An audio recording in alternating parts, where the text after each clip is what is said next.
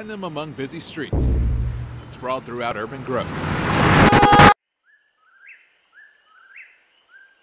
These quiet sanctuaries that help set the city of Oaks apart. I saw the squirrel. You did? Oh, I see the squirrel. Raleigh is a growing city. It's ranked in the top places to live, work, and play, and we feel like Parks and Recreation contributes to that. Spanning more than 10,000 acres, including 120 miles of greenways, Raleigh has spent millions building up its extensive park system. Now they're asking voters to keep that momentum in full swing. But it comes with a hefty price tag. $91.7 million.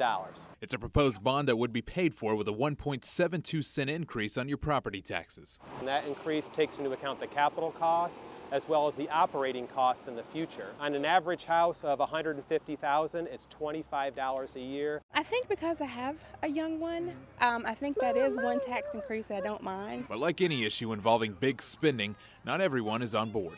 As a lifelong Raleigh resident, Joey Stansbury isn't anti-parks, but has his concerns. Are the funds being used for these parks being used efficiently and properly? So what is the money being spent on?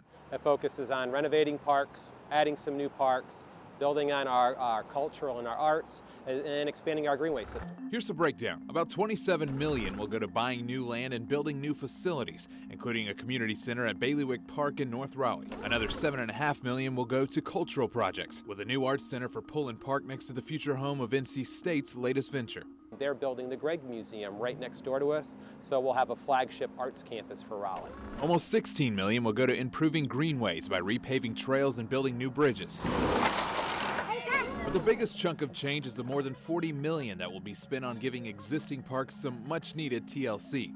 Part of it will go to start overhauling historic Chavis Park. The rest will be spent on updating playgrounds to meet safety standards, updating aged facilities and sports fields, and fixing damaged pathways and lighting.